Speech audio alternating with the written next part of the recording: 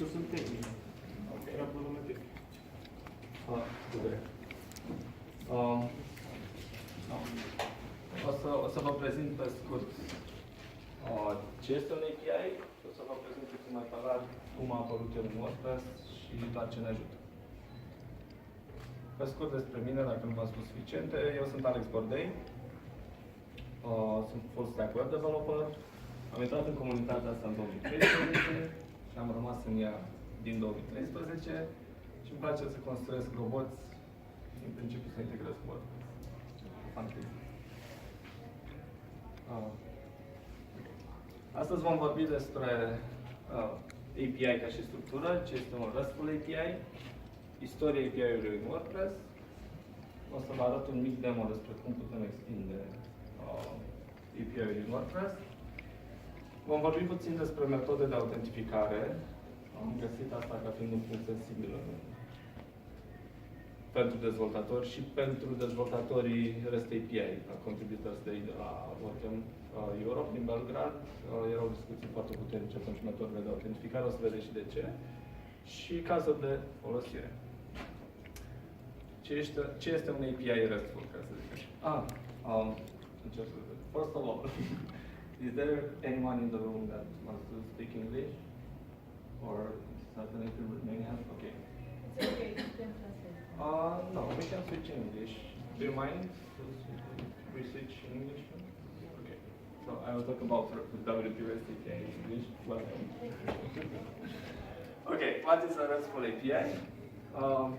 I really love that code.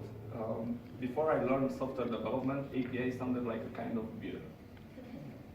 Today I use the term so often that I have in fact recently tried to order an API at the bar. The bartender response was to throw a 404, resource not found. We have some acronyms here. API stands for Application Programming Interface. Basically, an API, it is a way to interact between environments, between applications. Imagine that we all have, I think, most of all, social apps like Facebook, and we are running natively Android apps or iOS apps, and we need a way to authenticate and to communicate with Facebook servers. Imagine that Facebook is not actually copying their database into our phones because it's like a security issue.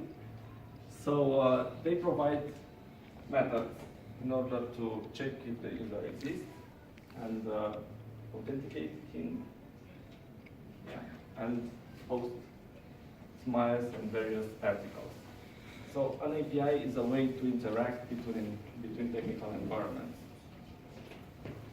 REST stands for Representational State Transfer, which is like a structure. I will give you more details in a few. RESTful, it's an API that rests. No, again, it's a structure. We have two terms here that are related to serialization, JSON and XML. XML-RPC, it is a structure based on XML in a way in order to standardize somehow the communication, and WordPress, that WP stands for WordPress, in case you wonder. So, what is meant by RESTful? In order to be considered RESTful API, should have some characteristics. Should be clients on a client-server architecture. This means that you have to execute the logic on an environment, like a server, like your backend, and an app, which is your progressive web app for front end, or your mobile app, or a Java app, or a .NET app, can consume the data, can communicate with your logic stored in the backend. Should be stateless. This means that on the entire process where communication is done, there are not third parties storing values, and we are trying to just provide or to collect data without storing it in some other environment, and can be cacheable. This means like you can store some data in order to not check it again, which is a greatly improved. What is a RESTful API? A RESTful API stands for RESTful for the methods, and it's full because it's like that. It's a web service which is implemented using HTTP and allows us from web to execute methods like get, put, post, delete. Those methods, those acronyms like get, put, post, delete stands for getting information, posting information, putting it. This means like updating it. We'll see that in WordPress stands for updating, but in some other apps stands for what the developer wants to stand for, and to delete information remotely. The collection of the resources is then represented in a standardized form, usually XML or JSON. What is that XML and JSON? Imagine that those apps should communicate somehow, but an app don't know how to communicate with other environments like that. We should make a standard. We should collect and use a standard.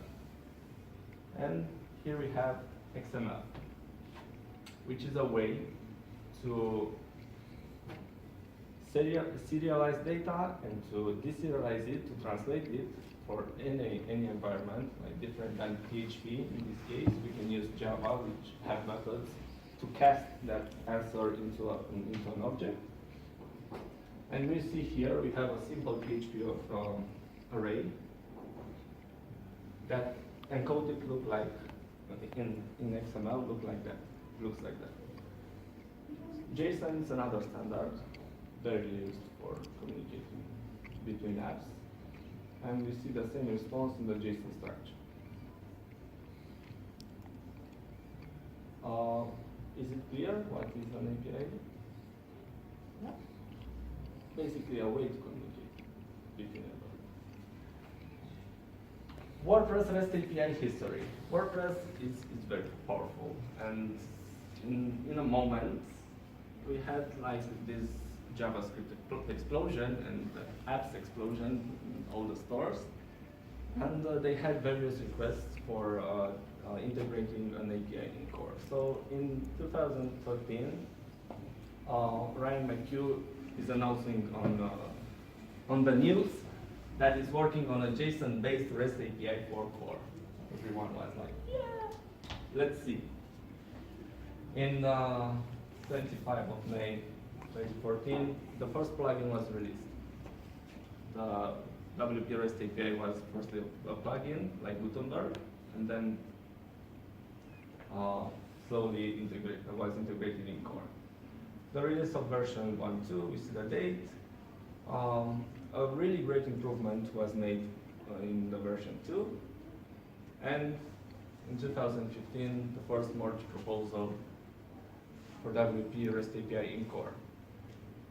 Yeah, and they had, if I remember correctly, they had some problems there, and then they launched it in October.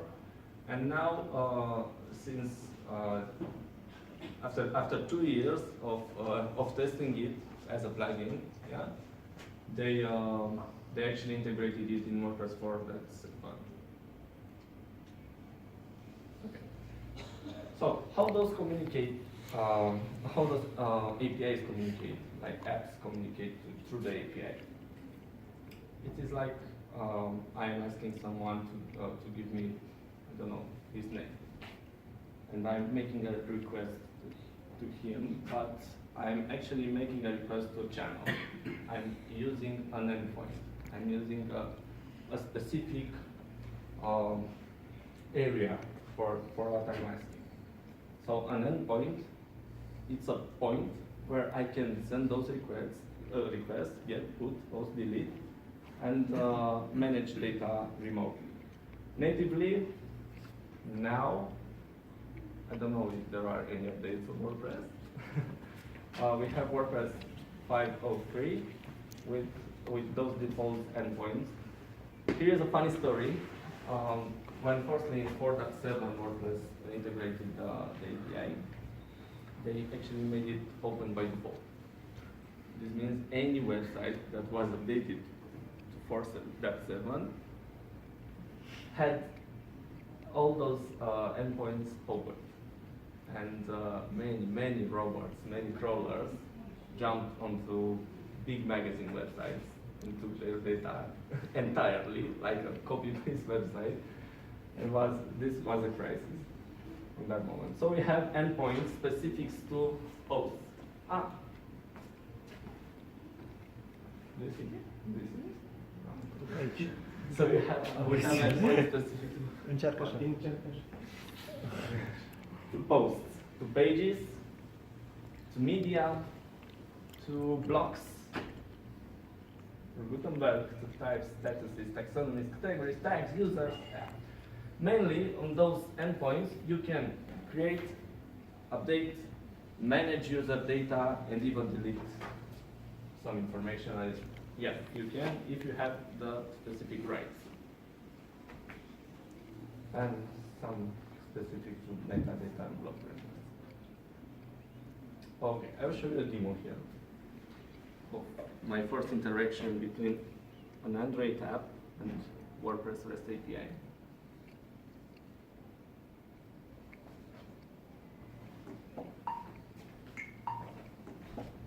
So we have an Android app and a WordPress.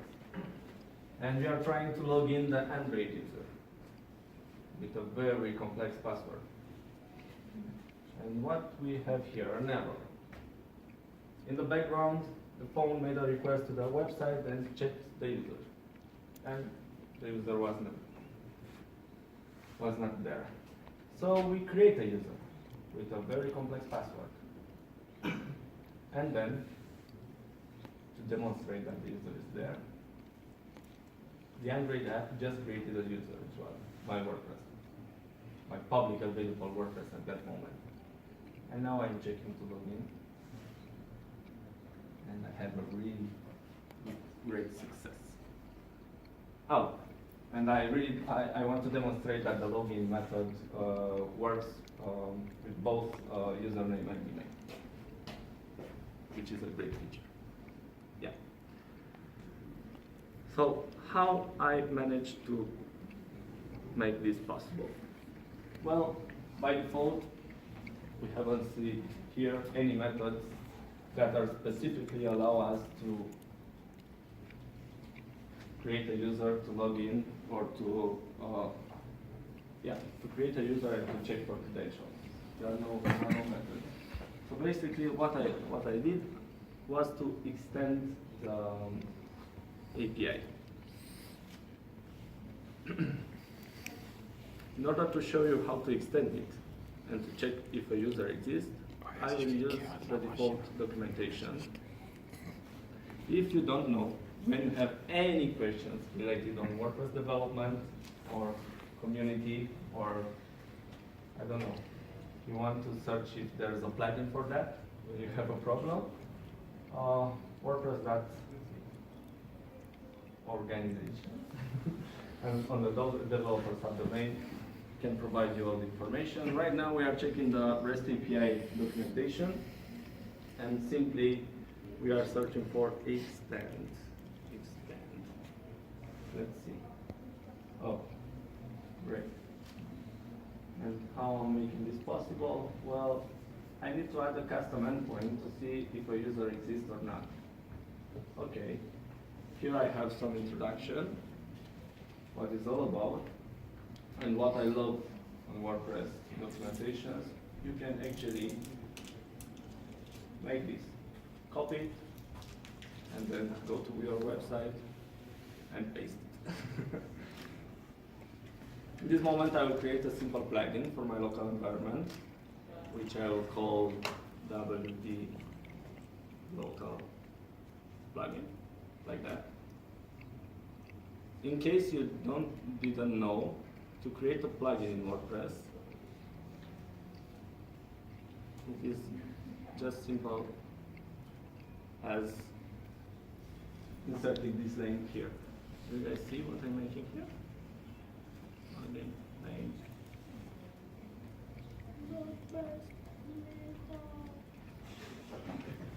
I don't know if they allow us to put exclamation mark. And to insert the logic directly. As I said, WordPress exposes data. So I'm using here Postman in order to retrieve the last post. So if I'm sending a GET request, you see here, I'm receiving the post that I have in my website, which is like the Hello World, I think, post. Yeah, because I have a default WordPress on my local environment. You can see it here. So if I'm actually editing the Hello World, best Meetup, as I said, and I'm just updating it,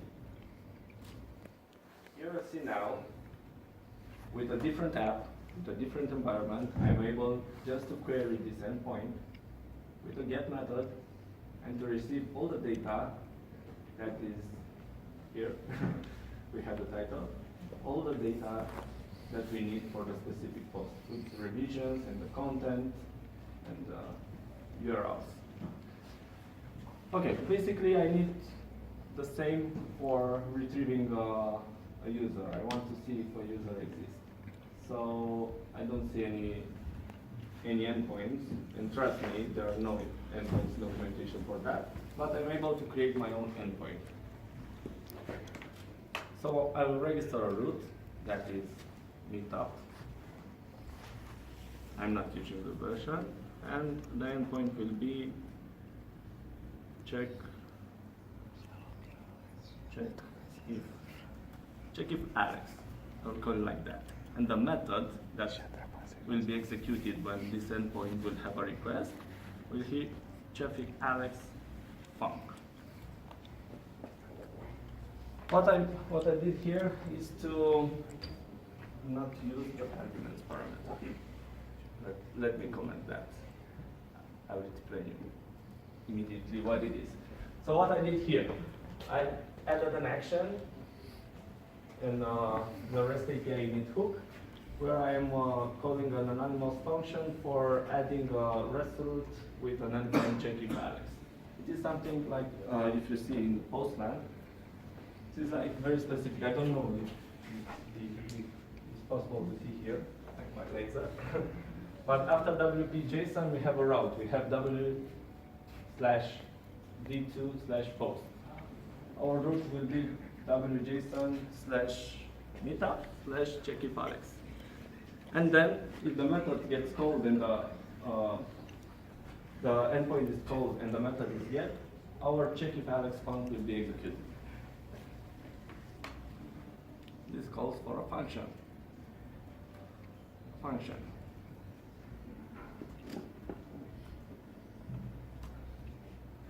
Because I don't know how to extend the WordPress REST API, I will check the documentation.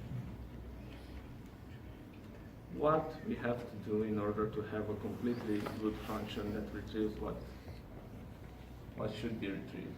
So we have a specific method, like this one, which is, sorry. It's called getItems. We are looking for getItems function in this file. GetItems. Okay, function.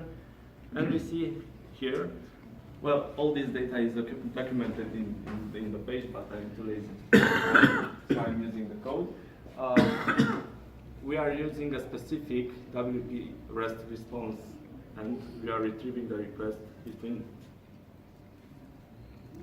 this parameter. Okay. You know that joke that the bartender, for the first slide, bartender throws a 404 response because he haven't understood what an API stands for. Each HTTP request has a status. When you are actually connected to a website, your local environment is sending the same GET request, and if the website is there and the request is good, you will have a 200, which means status, which means okay.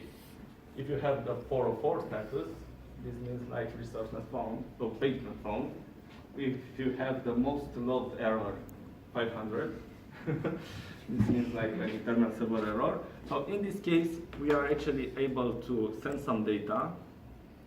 So data.